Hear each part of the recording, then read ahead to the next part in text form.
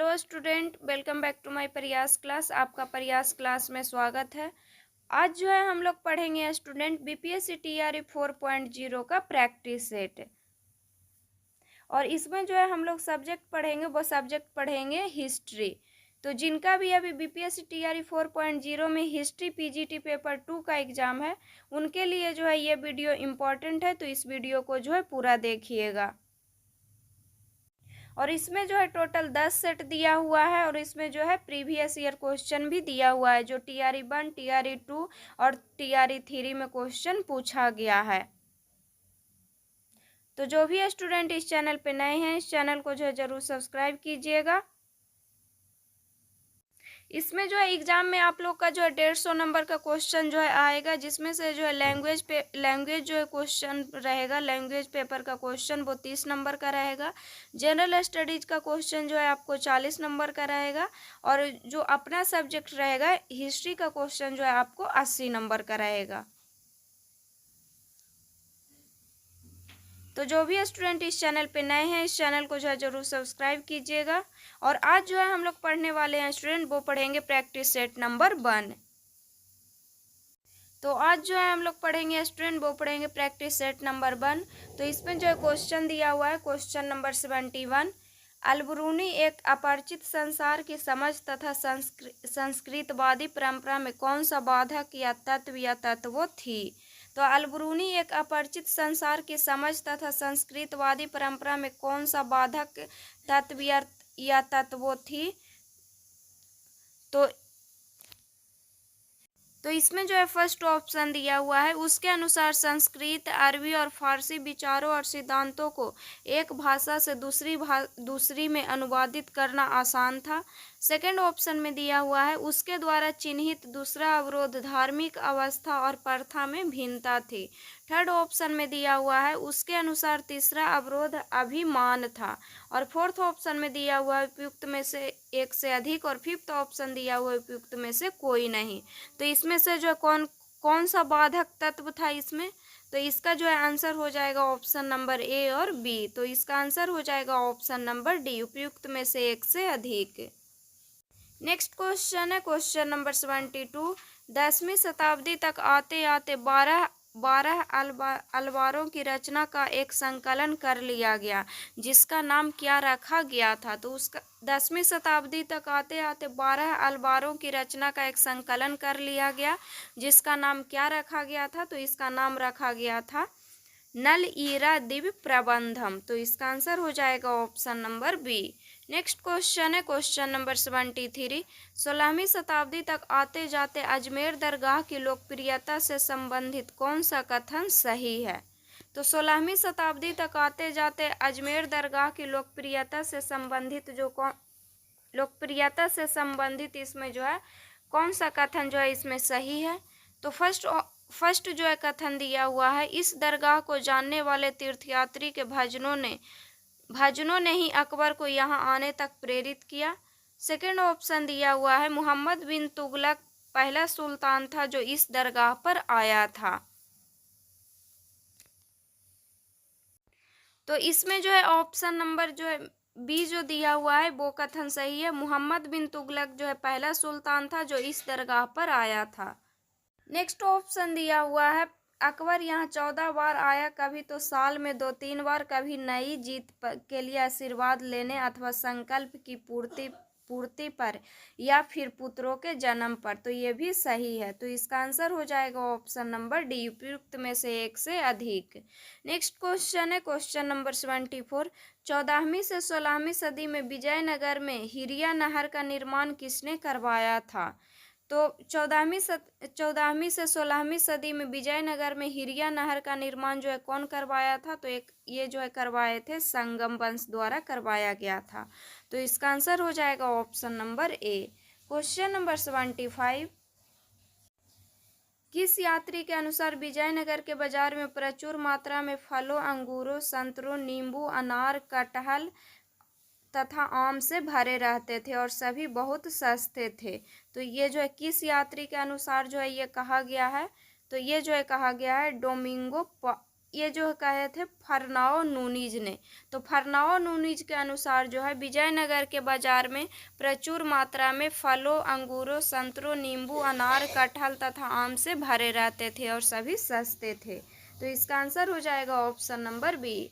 Next question है question number 76। आरंभिक से विकसित हड़प्पा संस्कृति के समय सिंध में बस्तियों की कुल संख्या कितनी थी? तो आरंभ से विकसित हड़प्पा संस्कृति के समय सिंध में बस्तियों की कुल संख्या 106 थी। तो इसका आंसर हो जाएगा option number B. Question number 77। Harappa कालीन सभ्यता में कृषि प्रौद्योगिकी से संबंधित खोजे गए स्थल एवं पाए जाने वाली सामग्री के बारे में सही अवलोकन कौन सा है? तो हड़प्पा कालीन सभ्यता में कृषि प्रौद्योगिकी से संबंधित खोजे गए स्थल के बारे में जो है कथन दिया हुआ है। तो फर्स्ट कथन दिया हुआ है चोलिस्तान एवं बनावली से मिट्टी से बने हल के प्रतिरूप मिले। तो ये सही है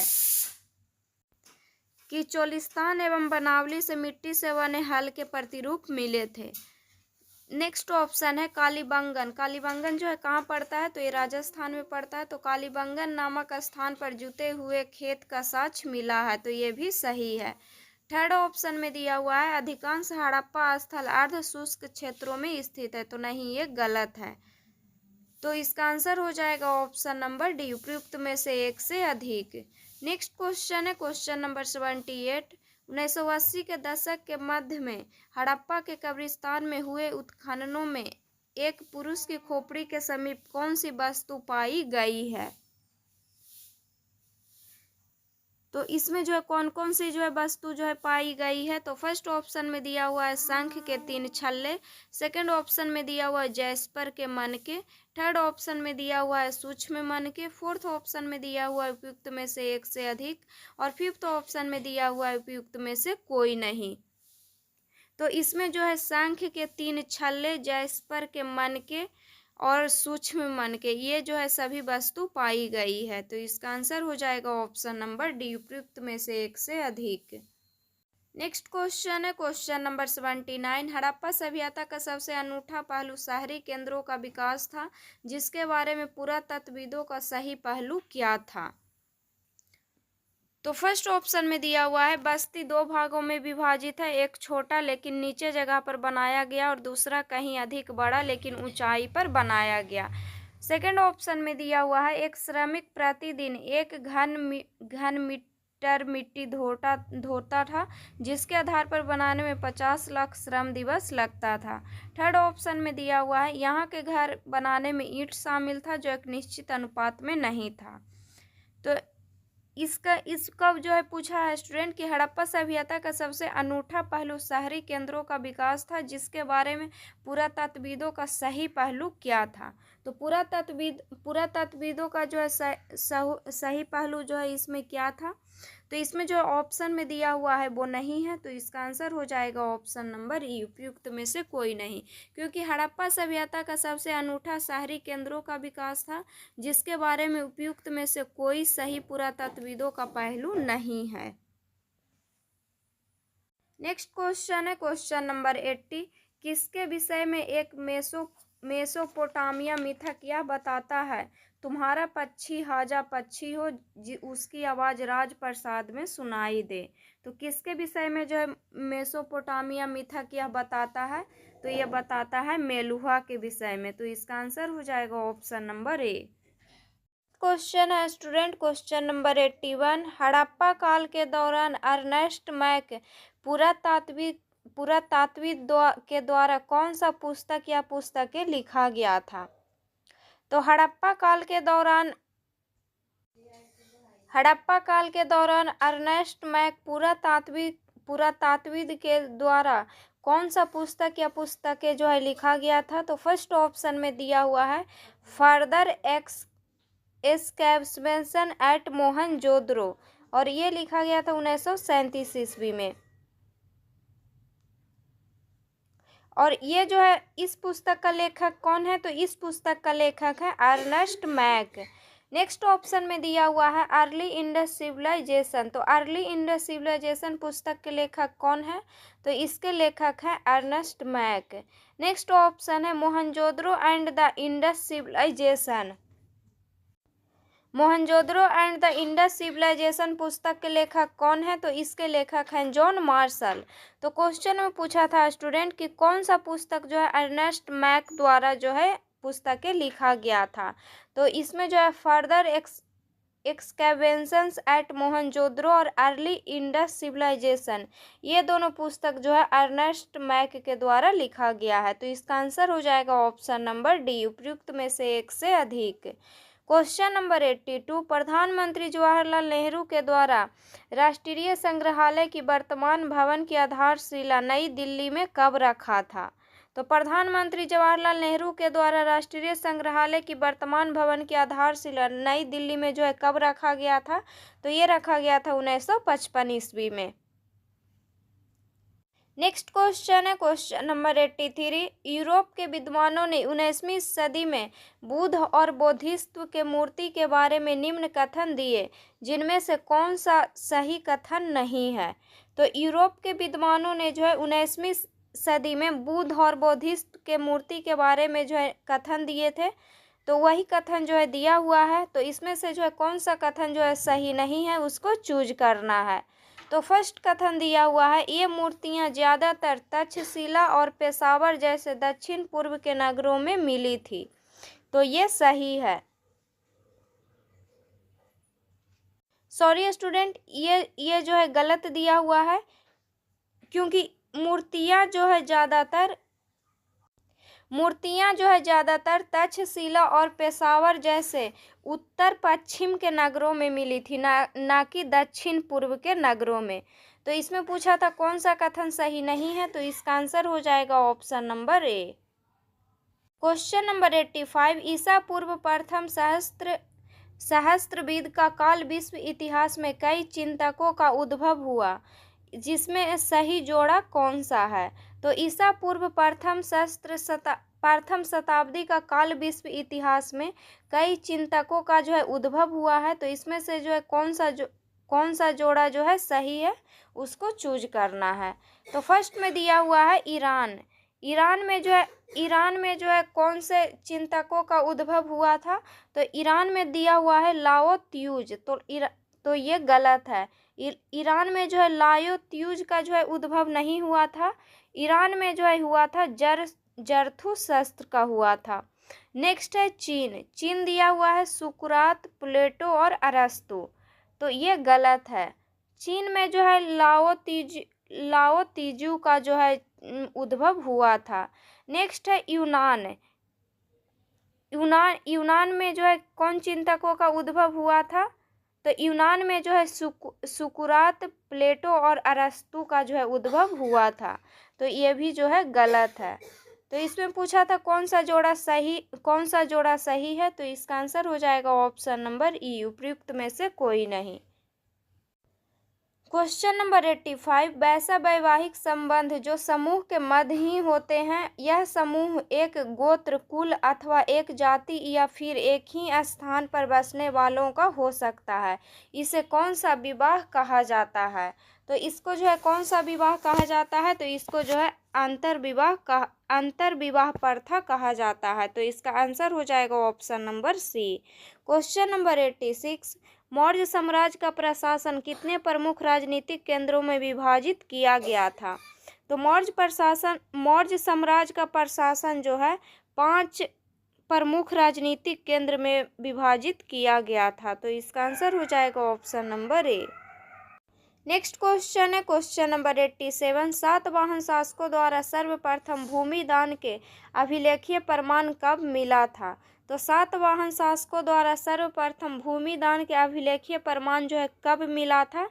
तो ये मिला था प्रथम शताब्दी में। तो इसका आंसर हो जाएगा option number B. Question number 88, Periplus यूनानी भाषा का शब्द है, जिसका अर्थ क्या होता है? तो पेरिप्लस यूनानी भाषा का शब्द है और इसका अर्थ क्या होता है? तो इसका अर्थ होता है समुद्री यात्रा। तो इसका आंसर हो जाएगा option number B. Question number 89, Akbar और उसके अभिजातों ने कब पहली बार तंबाकू देखा? तो अकबर और उसके अभिजातों ने जो है कब पहली बार तंबाकू देखा था? तो ये जो है देखा था 1604 ईस्वी में। तो इसका आंसर हो जाएगा option number B. Next question है क्वेश्चन नंबर 90। मुगल काल के भारतीय फारसी स्रोत किसान के लिए आमतौर पर कौन शब्द इस्तेमाल करते थे? तो काल के भारतीय फारसी स्रोत किसान के लिए जो है कौन से जो किसान के लिए आमतौर पर कौन से शब्द का जो है इस्तेमाल करते थे? तो किसान के लिए जो है आमतौर पर रैयत और मुजरियान, ये दोनों शब्द जो है इस्तेमाल करते थे। तो इसका आंसर हो जाएगा ऑप्शन नंबर डी, उपयुक्त में से एक से अधिक। नेक्स्ट क्वेश्चन है क्वेश्चन नंबर 91। मुगल काल में कितनी एकड़ जमीन वाले राज्य को समृद्ध किसान माना जाता था? तो मुगल काल में कितनी एकड़ जमीन वाले राज्य को समृद्ध किसान माना जाता था? तो फर्स्ट ऑप्शन में दिया हुआ है गुजरात में जिन किसानों के पास 5 एकड़ जमीन था उन्हें समृद्ध माना जाता था। सेकंड ऑप्शन दिया हुआ है बंगाल में एक औसत किसान के पास 6 एकड़ वाले को समृद्ध माना जाता था। थर्ड ऑप्शन में दिया हुआ है 20 एकड़ जमीन वाले आसामी को अमीर समझा जाता था। तो इसमें जो है कोई भी ऑप्शन जो है सही नहीं है, तो इसका आंसर हो जाएगा ऑप्शन नंबर ई, उपयुक्त में से कोई नहीं। मुगल काल में जो है 10 एकड़ जमीन वाले को किसानों को जो है अमीर समझा जाता था। Question number 92। मुगल कालीन शासक और उनके साम्राज्य के शासन काल की अवधि का कालक्रम कौन सा सही है? तो मुगल कालीन शासक और उनके साम्राज्य का जो है शासन काल की अवधि दिया हुआ है, तो इसमें से जो है कौन सा सही है उसको चूज करना है। तो फर्स्ट में दिया हुआ है जहांगीर का शासनकाल जो है कब से कब तक था? तो जहांगीर का शासनकाल जो है 1605 से 1627 ईस्वी तक था, तो ये सही है। नेक्स्ट दिया हुआ है शाहजहां का शासनकाल जो है 1628 ईस्वी से लेकर के 1658 ईस्वी तक था, तो ये सही है। थर्ड ऑप्शन में दिया हुआ है औरंगजेब का शासनकाल जो है 1658 ईस्वी से 1707 ईस्वी तक था, तो ये भी सही है। तो इसमें पूछा था कि कौन सा जो है सही है, तो इसका आंसर हो जाएगा ऑप्शन नंबर डी, उपयुक्त में से एक से अधिक। नेक्स्ट क्वेश्चन है क्वेश्चन नंबर 93। मुगल काल में सुलेखन अर्थात हाथ से लिखने की कला अत्यंत महत्वपूर्ण कौशल मानी जाती थी, जिसमें अकबर ने किस सुलेखन कला को संरक्षण दिलवाया? तो अकबर ने जो है नस्तलिक कला को जो है संरक्षण दिलवाया था, तो इसका आंसर हो जाएगा option number A, Nastaliq Akbar की जो है पसंदीदा शैली थी। नेक्स्ट क्वेश्चन है क्वेश्चन नंबर 94। मुगल कालीन बादशाह नामा पुस्तक के लेखक कौन थे? तो मुगल कालीन बादशाह नामा पुस्तक के लेखक थे अब्दुल हमीद लाहौरी, तो इसका आंसर हो जाएगा option number B. Next question है क्वेश्चन नंबर 95। मुगल काल में तस्लीम का शाब्दिक अर्थ क्या है? तो मुगल काल में तस्लीम का शाब्दिक अर्थ होता है अभिवादन, तो इसका आंसर हो जाएगा option number B. Question number 96। Agra महल के सार्वजनिक सभा भवन में रखे गए शाहजहां के रत्न जड़ित सिंहासन तख्त ए मुरस्सा के बारे में बादशाहनामा में वर्णन किया गया, जिसके बारे में कौन सा कथन गलत है? तो आगरा महल के सार्वजनिक सभा भवन में रखे गए शाहजहां के रत्न जड़ित सिंहासन का नाम क्या है? तो उस सिंहासन का नाम है तख्त ए मुरस्सा। इसके बारे में जो है बादशाहनामा में वर्णन किया गया है, तो इसी के बारे में जो है कथन दिया गया है, और इसमें से जो कथन गलत है उसको चूज करना है। तो फर्स्ट ऑप्शन में दिया हुआ है सिंहासन की भव्य संरचना में एक छतरी है जो 12 कोणीय स्तंभों पर टिकी हुई है, तो ये सही है। सेकंड ऑप्शन दिया हुआ है शाहजहां ने आदेश दिया था कि 46 लाख रुपए के रत्न और 14 लाख रुपए को सोने से सजाना चाहिए, तो ये भी सही है। थर्ड ऑप्शन दिया हुआ है इस सिंहासन पर जड़ा हुआ रूबी पत्थर पर तिमूर साहिब ए किरान, मिर्जा शाहरुख, मिर्जा उलुग बेग, शाह अब्बास, अकबर, जहांगीर, बाबर, हुमायूं, शाहजहां नाम अंकित था, तो नहीं, ये गलत है। तो इसमें पूछा था कौन सा कथन गलत है, तो इसका आंसर हो जाएगा option number C. Next question है क्वेश्चन नंबर 97। अमेरिका स्वतंत्रता संग्राम के दौरान ब्रिटिश सेना का कमांडर कौन था जिसने 1793 ईस्वी में बंगाल में इस्तेमारी बंदोबस्त को लागू किया और वह जब बंगाल का गवर्नर जनरल था? तो ये कौन था? तो ये था लॉर्ड कॉर्नवालिस। तो इसका आंसर हो जाएगा option number B. Question number 98, 1861 में अमेरिकी गृह युद्ध छिड़ा तो ब्रिटेन को कितना प्रतिशत कपास भारत से निर्यात किया जाने लगा? तो ब्रिटेन को जो है 90% कपास जो है भारत से निर्यात किया जाने लगा। तो इसका आंसर हो जाएगा option number A. Question number 99, east India company के क्रियाकलापों को विनियमित करने के लिए ब्रिटिश पार्लियामेंट द्वारा रेगुलेटिंग एक्ट कब पारित किया गया? तो ब्रिटिश पार्लियामेंट द्वारा रेगुलेटिंग एक्ट जो है पारित किया गया है 1773 ईस्वी में। तो इसका आंसर हो जाएगा option number A. Next question है क्वेश्चन नंबर 100, सहायक संधि लॉर्ड बेल्जली द्वारा 1798 में तैयार की गई एक व्यवस्था थी। अंग्रेजों के साथ यह संधि करने वाले को कुछ शर्त माननी पड़ती थी। तो सहायक संधि लॉर्ड बेल्जली द्वारा 1798 में तैयार की गई एक व्यवस्था थी और अंग्रेजों के साथ यह संधि करने वाले को कुछ शर्त माननी पड़ती थी। तो फर्स्ट ऑप्शन में दिया हुआ है अंग्रेज अपने सहयोगी को बाहरी और आंतरिक चुनौतियों से रक्षा करेंगे। तो ये सही है, ये शर्त था। सेकंड ऑप्शन में है सहयोगी पक्ष के भू क्षेत्र में एक ब्रिटिश सैनिक टुकड़ी तैनात रहेगी। तो ये भी सही है। थर्ड ऑप्शन में है सहयोगी पक्ष न तो किसी और शासक के साथ संधि कर सकेगा और न ही अंग्रेजों की अनुमति के बिना किसी युद्ध में हिस्सा लेगा।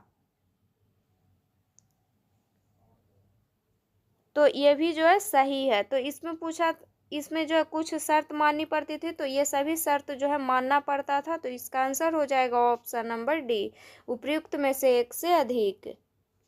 क्वेश्चन नंबर 101, डलहौजी के समय किसके बारे में लिखा गया था? देह से जान जा चुकी थी, शहर की काया बेजान थी, कोई सड़क कोई बाजार और घर ऐसा न था जहाँ से जान ए आलम से बिछड़ने पर बिलाप का शोर न गूंज रहा हो। तो डलहौजी के समय जो है ये किसके बारे में लिखा गया था? तो ये लिखा गया था नवाब वाजिद अली शाह ने। तो इसका आंसर हो जाएगा option number B. Next question है क्वेश्चन नंबर 102, 1856 में एक मुफ्त बंदोबस्त के नाम से ब्रिटिश भू राजस्व व्यवस्था लागू की गई, जिससे संबंधित कौन सा कथन सही नहीं है? तो 1856 में जो है एक मुफ्त बंदोबस्त के नाम से ब्रिटिश भू राजस्व व्यवस्था लागू किया गया था, उसके बारे में जो है कथन दिया हुआ है। इसमें जो है कौन सा कथन सही नहीं है उसको चूज करना है। तो फर्स्ट कथन दिया हुआ है यह बंदोबस्त इस मान्यता पर आधारित था कि ताल्लुकदार बिचौलिए थे जिनके पास जमीन का मालिकाना हक था।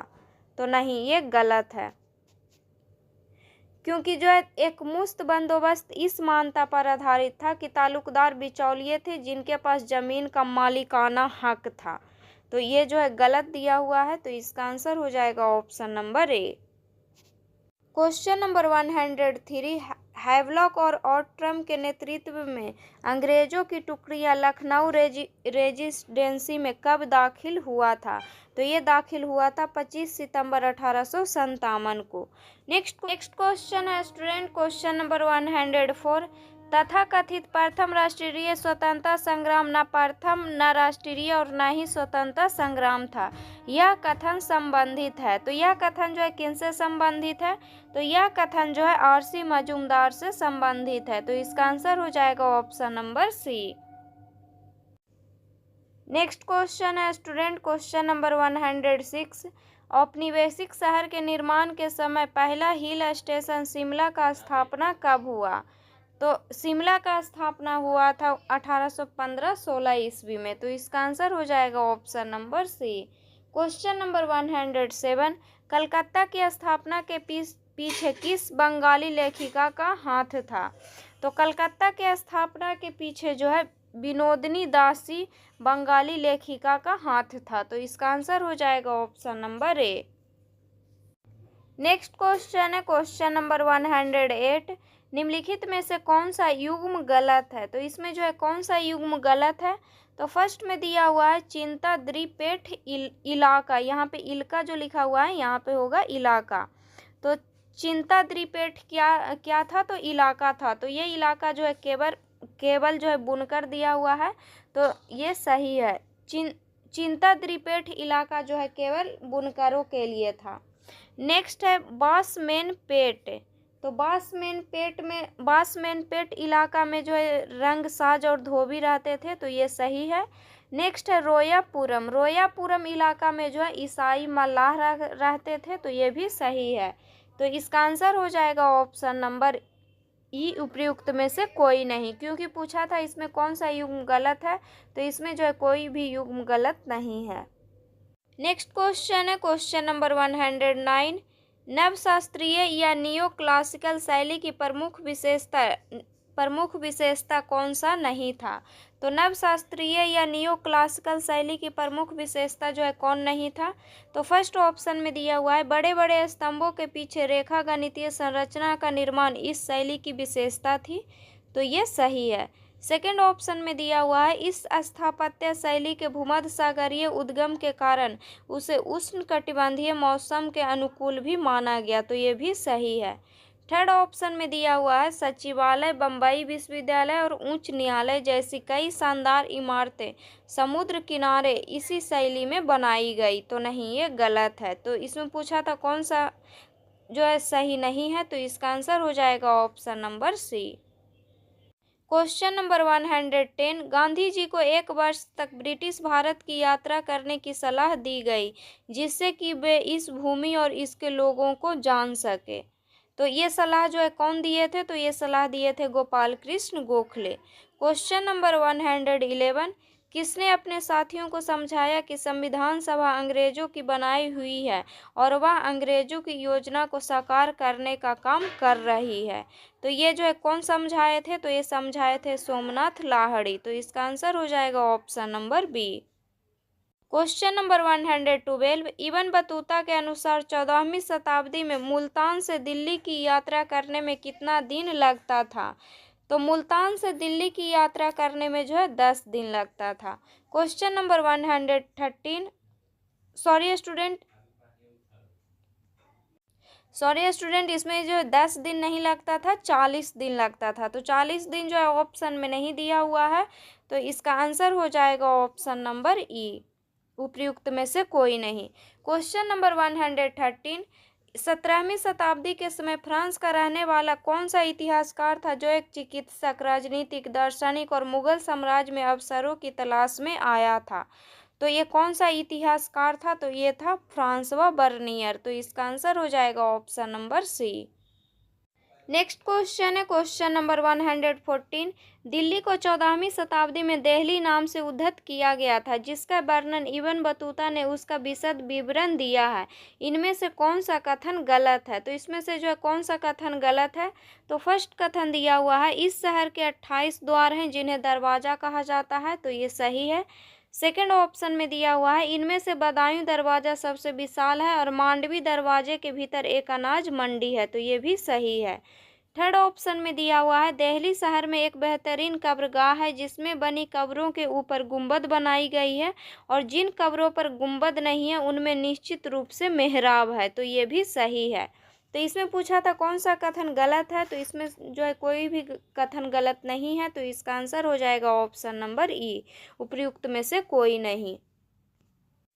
नेक्स्ट क्वेश्चन है क्वेश्चन नंबर 115। तुर्क ने दिल्ली सल्तनत की नींव कब रखी। तो तुर्क ने जो है दिल्ली सल्तनत की नींव 13वीं शताब्दी में रखी है। Question number 116।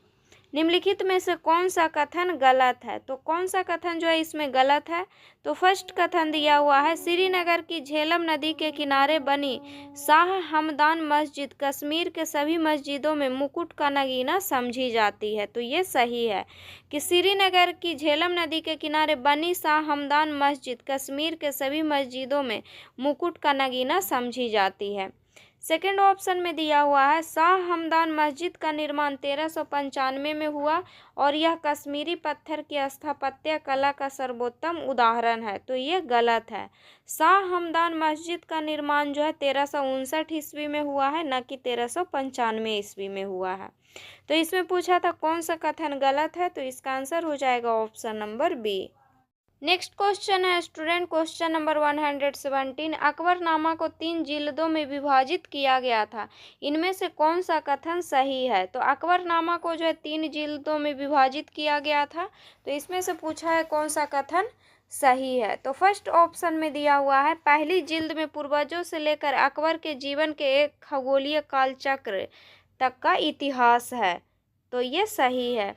सेकेंड ऑप्शन में दिया हुआ है दूसरी जिल्द अकबर के 46वें शासन वर्ष पर खत्म होती है, तो ये भी सही है। थर्ड ऑप्शन में दिया हुआ है तीसरी जिल्द आईने ए अकबरी है, तो ये भी सही है। तो इसमें पूछा था कौन सा कथन सही है, तो इसका आंसर हो जाएगा ऑप्शन नंबर डी, उपयुक्त में से एक से अधिक। नेक्स्ट क्वेश्चन है क्वेश्चन नंबर 118। वह जमीन जिसमें एक के बाद एक फसल की सालाना खेती होती है और जिसे कभी खाली नहीं छोड़ा जाता है, इसे अकबर के शासनकाल में किस नाम से जाना जाता था। तो इसे जो है अकबर के शासनकाल में जो है पोलज के नाम से जाना जाता था। तो पोलज जो है ऑप्शन में नहीं है, तो इसका आंसर हो जाएगा ऑप्शन नंबर ई, उपयुक्त में से कोई नहीं। नेक्स्ट क्वेश्चन है क्वेश्चन नंबर 119। मुगल राज के द्वारा ली जाने वाली भेंट को क्या कहा जाता था। तो मुगल राज के द्वारा ली जाने वाली भेंट को जो है पेशकश कहा जाता था। Question number 120। उड़ीसा के गणपति राज की स्थापना कब हुआ था। तो उड़ीसा के गणपति राज का स्थापना 1434 ईस्वी में हुआ था। नेक्स्ट क्वेश्चन है स्टूडेंट क्वेश्चन नंबर 121। विजयनगर अथवा विजय का शहर एक शहर और एक साम्राज्य दोनों के लिए प्रयुक्त नाम था, इससे संबंधित कौन सा कथन गलत है। तो विजयनगर के बारे में जो है कथन दिया हुआ है विजयनगर साम्राज्य के बारे में, और इससे संबंधित जो है कौन सा कथन गलत है उसको चूज करना है। तो फर्स्ट कथन दिया हुआ है इस साम्राज्य की स्थापना 14वीं शताब्दी में की गई थी, तो ये सही है। सेकंड ऑप्शन में दिया हुआ है यह उत्तर में कृष्णा नदी से लेकर प्रायद्वीप के सुदूर दक्षिण तक फैला हुआ था, तो ये भी सही है। थर्ड ऑप्शन में दिया हुआ है 1566 में इस पर आक्रमण कर इसे लूटा गया और बाद में यह उजड़ गया, तो ये गलत है। तो इसमें से पूछा था कौन सा कथन गलत है, तो इसका आंसर हो जाएगा option number C. Next question है क्वेश्चन नंबर 122। सांची एवं अमरावती स्तूप के बारे में किस पुरातत्ववेत्ता ने लिखा। इस देश की प्राचीन कलाकृतियों की लूट होने देने मुझे आत्मघाती और असमर्थनीय नीति लगती है। तो ये जो है किस पुरातत्ववेत्ता ने लिखे थे, तो ये लिखे थे H.H. कोल ने, तो इसका आंसर हो जाएगा option number A. Next question है क्वेश्चन नंबर 123। कौन मानते थे कि समाज का निर्माण इंसानों के लिए था, ना कि ईश्वर ने। तो कौन मानते थे कि समाज का निर्माण इंसानों ने किया था, ना कि ईश्वर ने। तो ये मानते थे बुद्ध, तो इसका आंसर हो जाएगा ऑप्शन नंबर बी।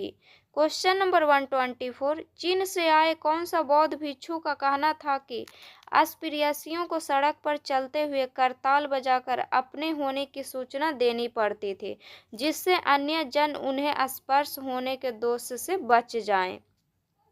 तो चीन से आए जो है ये कौन जो है बौद्ध भिक्षु कहते थे, तो ये कहते थे फाये सिएना, तो इसका आंसर हो जाएगा option number B. Question number 125। 600 ईसा पूर्व से 600 ईस्वी तक सामाजिक विषमताओं के कारण किस वर्ग का जीविका 3 उच्च वर्णों की सेवा करना परम कर्तव्य माना जाता था। तो ये माना जाता था शूद्र का। तो शूद्र वर्ग का जीविका जो है 3 उच्च वर्णों की सेवा करना परम कर्तव्य माना जाता था, तो इसका आंसर हो जाएगा option number A. Question number 126। Pataliputra के इतिहास के बारे में कौन सा कथन गलत है। तो पाटलिपुत्र के इतिहास के बारे में कथन दिया हुआ है और इसमें से जो है कौन सा कथन गलत है उसको चूज करना है। तो फर्स्ट कथन दिया हुआ है पाटलिपुत्र का विकास पाटलीग्राम नाम के एक गांव से हुआ, तो ये सही है। सेकंड ऑप्शन दिया हुआ है 5वीं शताब्दी ईस्वी में मगध शासकों ने अपनी राजधानी राजगृह से हटाकर इस बस्ती में लाने का निर्णय किया और इसका नाम बदल दिया, तो ये भी सही है। थर्ड ऑप्शन में दिया हुआ है जब चीनी यात्री इति संग 7वीं सदी ईस्वी में पाटलिपुत्र आया तो इसे यह नगर खंडहर में बदला मिला और उस समय यहाँ की जनसंख्या भी कम थी, तो नहीं, ये गलत है। तो इसमें पूछा था कि कौन सा कथन गलत है, तो इसका आंसर हो जाएगा option number C. Question number 127, निम्नलिखित में से कौन सा सुमेलित गलत है? तो कौन सा सुमेलित जो है इसमें गलत है? तो फर्स्ट में दिया हुआ है गीत गोविंद। गीत गोविंद के रचयिता कौन है? तो इसके रचयिता थे जयदेव, तो ये सही है। सेकंड में दिया हुआ है पवन दूत। पवन दूत के रचयिता कौन थे? तो इसके रचयिता थे धोई, तो ये भी सही है। नेक्स्ट है ब्राह्मण सर्वस्व।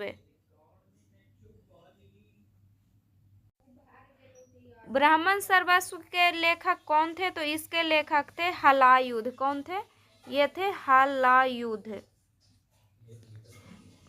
तो ये गलत है, तो इसका आंसर हो जाएगा ऑप्शन नंबर सी।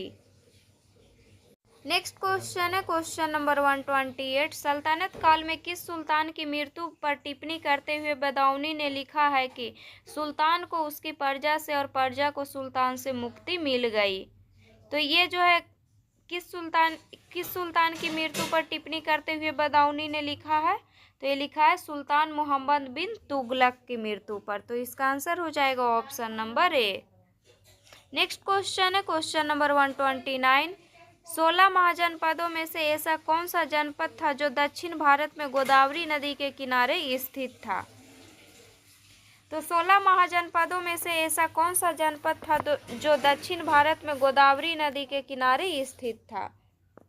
तो दक्षिण भारत में गोदावरी नदी के किनारे जो है कौन सा महाजनपद स्थित था? तो ये था अस्मक। अस्मक जो है ऑप्शन में नहीं दिया हुआ है, तो इसका आंसर हो जाएगा ऑप्शन नंबर ई, उपयुक्त में से कोई नहीं। नेक्स्ट क्वेश्चन है क्वेश्चन नंबर 130, उत्तर वैदिक काल में मनुष्यों को कितने ऋणों से छुटकारा पाना अनिवार्य माना गया था? तो उत्तर वैदिक काल में मनुष्यों को जो है 3 ऋणों से छुटकारा पाना अनिवार्य माना गया था, तो इसका आंसर हो जाएगा option number A. Next question है क्वेश्चन नंबर 131, किस मुगल शासक ने राम मोहन राय को राजा की उपाधि दी? तो ये दिए थे अकबर द्वितीय, तो इसका आंसर हो जाएगा option number C. Next question है क्वेश्चन नंबर 132, कौन सा रोमन साम्राज्य का एक प्रांत था? 2 विस्तृत तट रेखाएं, पर्वत श्रेणियां, लंबी नदी, वन और कृषि करने के लिए उपयुक्त विस्तृत मैदान थे, तो ये जो है कौन था? तो ये था गौल, तो इसका आंसर हो जाएगा option number A. Next question है क्वेश्चन नंबर 133, मध्यकालीन फ्रांस में चर्च को एक वर्ष के अंतराल में कृषक से उसकी उपज का 10वां भाग लेने का अधिकार था, जिसे क्या कहा जाता था? तो जिसे कहा जाता था टिथ, तो इसका आंसर हो जाएगा option number B. Question number 134, कौन सा समूह गलत मिलान किया गया है? तो कौन सा समूह जो है इसमें गलत मिलान किया गया है? तो फर्स्ट ऑप्शन में दिया हुआ है the civilisation of the renaissance in Italy. तो the civilisation of the renaissance in Italy पुस्तक के लेखक कौन है? तो इस पुस्तक के लेखक बर्कहॉट दिया हुआ है, तो ये सही है। सेकंड ऑप्शन में दिया हुआ है the commonwealth and government of Venice. तो the commonwealth and government of Venice पुस्तक के लेखक कौन है? तो इस पुस्तक के लेखक हैं गैस्पारो कॉन्ट्रानी, तो ये भी सही है। नेक्स्ट है कैंटरबरी टेल्स। कैंटरबरी टेल्स पुस्तक के रचयिता कौन है? तो इसके रचयिता हैं जेफरी चौंसर, तो ये भी सही है। तो इसमें पूछा था कौन सा समूह जो है गलत मिलान किया गया है, तो इसका आंसर हो जाएगा ऑप्शन नंबर ई, उपयुक्त में से कोई नहीं। नेक्स्ट क्वेश्चन है क्वेश्चन नंबर 135, किस समूह के लोग कैरेबियन सागर में स्थित छोटे छोटे सैकड़ों द्वीप समूहों और बृहत्तर एंटीलीज में रहते थे? तो ये रहते थे अरावाकी लुकायो। अरावाकी लुकायो समुदाय के लोग जो है कैरिबियन सागर में स्थित छोटे छोटे सैकड़ों द्वीप समूहों और बृहत्तर एंटीलीज में रहते थे। नेक्स्ट क्वेश्चन है क्वेश्चन नंबर 136। स्पेन वासी मैगलेन के जहाज में बैठकर पृथ्वी का चक्कर कब लगाया था? तो ये चक्कर लगाया था, ये जो है चक्कर लगाया था 1522 ईस्वी में। तो 1522 जो है ऑप्शन में नहीं है, तो इसका आंसर हो जाएगा ऑप्शन नंबर ई, उपयुक्त में से कोई नहीं। नेक्स्ट क्वेश्चन है क्वेश्चन नंबर 137। निम्नलिखित में से कौन सा युग्म गलत है? तो इसमें जो है कौन सा युग्म गलत है? तो फर्स्ट में दिया हुआ है flying shuttle loom. Flying shuttle loom machine है, और इसका जो है आविष्कार कौन किए थे? तो इसका आविष्कार जो है जॉन के द्वारा किया गया था, तो ये सही है। नेक्स्ट है कताई मशीन। कताई मशीन का आविष्कार किए थे जेम्स हरग्रीव्ज, तो ये भी सही है। नेक्स्ट है पावर लूम। पावर लूम का आविष्कार कौन किए थे? तो पावर लूम का आविष्कार किए थे एडमंड कॉर्टराइट। तो पावर लूम का आविष्कार कौन किए थे? तो ये किए थे एडमंड कॉर्टराइट। तो ये जो है नहीं दिया हुआ है, तो ये गलत है, तो इसका आंसर हो जाएगा option number C. Question number 138। Rome साम्राज्य का हृदय किसे कहा गया है? तो रोम साम्राज्य का हृदय भूमध्य सागर को कहा गया है। नेक्स्ट क्वेश्चन है क्वेश्चन नंबर 139। किसे उभरते हुए इस्लामी राज की प्रशासनिक राजधानी बनाया गया था? तो ये बनाया गया था मदीना को, तो इसका आंसर हो जाएगा option number B. Question number 140। Primate उपसमूह में कौन सा प्राणी शामिल है? तो प्राइमेट उपसमूह में जो है कौन सा प्राणी शामिल है? तो फर्स्ट ऑप्शन में दिया हुआ है बानर, सेकंड ऑप्शन में दिया हुआ है लंगूर, थर्ड ऑप्शन में दिया हुआ है मानव, और फोर्थ ऑप्शन में दिया हुआ है उपयुक्त में से एक से अधिक, और फिफ्थ ऑप्शन में दिया हुआ है उपयुक्त में से कोई नहीं। तो प्राइमेट उपसमूह में जो है बानर, लंगूर और मानव, ये तीनों शामिल है, तो इसका आंसर हो जाएगा ऑप्शन नंबर डी, उपयुक्त में से एक से अधिक। नेक्स्ट क्वेश्चन है क्वेश्चन नंबर 141। मेसोपोटामिया भौगोलिक विविधता का देश है, यहाँ खेती कब शुरू की गई? तो यहाँ खेती जो है शुरू किया गया है 7000 से 6000 ईसा पूर्व, तो इसका आंसर हो जाएगा option number A. Question number 142। Sumerian महाकाव्य का संबंध किसके बारे में है? तो सुमेरियन महाकाव्य का संबंध किसके बारे में है? तो फर्स्ट ऑप्शन में दिया हुआ है शहरी जीवन पर, सेकंड ऑप्शन में दिया हुआ है लेखन कला शैली से, थर्ड ऑप्शन में दिया हुआ है एक प्राचीन शासक एन मार्कर के बारे में, फोर्थ ऑप्शन में दिया हुआ है उपयुक्त में से एक से अधिक, और फिफ्थ ऑप्शन में दिया हुआ है उपयुक्त में से कोई नहीं। तो सुमेरियन महाकाव्य का संबंध जो है शहरी जीवन पर, लेखन कला शैली से, और एक प्राचीन शासक एन मार्कर के बारे में जो है संबंधित है, तो इसका आंसर हो जाएगा ऑप्शन नंबर डी, उपयुक्त में से एक से अधिक। नेक्स्ट क्वेश्चन है क्वेश्चन नंबर 143। फ्रांसीसी क्रांति में किन महापुरुषों का योगदान रहा? तो फ्रांसीसी क्रांति में जो है किन महापुरुषों का योगदान रहा? तो फ्रांसीसी क्रांति में जो है फर्स्ट ऑप्शन में दिया हुआ है बाल्टेयर, नेक्स्ट सेकंड ऑप्शन में दिया हुआ है मॉन्टेस्क्यू, थर्ड ऑप्शन में दिया हुआ है रूसो। तो इसमें जो है बाल्टेयर, मॉन्टेस्क्यू और रूसो तीनों का जो है योगदान रहा है, तो इसका आंसर हो जाएगा ऑप्शन नंबर डी, उपयुक्त में से एक से अधिक। Question number 144। चीन की साम्यवादी पार्टी की स्थापना कब हुई थी? तो चीन की साम्यवादी पार्टी की स्थापना हुई थी 1921 ईस्वी में। Question number 145। अप्रैल क्रांति कहाँ हुआ था? तो अप्रैल क्रांति दक्षिण कोरिया में हुआ था। Question number 146। जापान की पहली रेल लाइन कब टोक्यो और योकोहामा बंदरगाह के बीच बिछाई गई? तो जापान की पहली रेल लाइन जो है 1870-72 ईस्वी में टोक्यो और योकोहामा बंदरगाह के बीच बिछाई गई है, तो इसका आंसर हो जाएगा option number A. Question number 147। Dutch यात्रियों ने पहली बार ऑस्ट्रेलिया को कब देखा? तो डच यात्रियों ने पहली बार ऑस्ट्रेलिया को 1606 ईस्वी में देखा है। क्वेश्चन नंबर 148, दुनिया का पहला औद्योगिक क्रांति कहाँ हुआ था? तो दुनिया का पहला औद्योगिक क्रांति ब्रिटेन में हुआ था। क्वेश्चन नंबर 149, सेडोन युद्ध किनके मध्य हुआ था? तो सेडोन युद्ध जो है फ्रांस व पर्सा के बीच हुआ था। क्वेश्चन नंबर 150, समुद्री खान का उपाधि किसे प्रदान की गई? तो समुद्री खान का उपाधि जो है चंगेज खां को प्रदान की गई है। तो इसका आंसर हो जाएगा ऑप्शन नंबर सी। इस सेट में जो है इतना ही क्वेश्चन दिया गया है स्टूडेंट, तो उसको जो है हम लोग पढ़ चुके हैं। नेक्स्ट वीडियो में जो है हम लोग प्रैक्टिस सेट नंबर 2 को पढ़ेंगे। तो अगर वीडियो अच्छा लगे तो वीडियो को लाइक कीजिएगा, शेयर कीजिएगा और चैनल को सब्सक्राइब कीजिएगा। और जिनका भी बीपीएससी टीआरई 4.0 में हिस्ट्री पीजीटी पेपर 2 का एग्ज़ाम है, उनके लिए ये क्वेश्चन इम्पॉर्टेंट है, तो इसको जितना हो सके उतना आप रिवीजन कीजिएगा।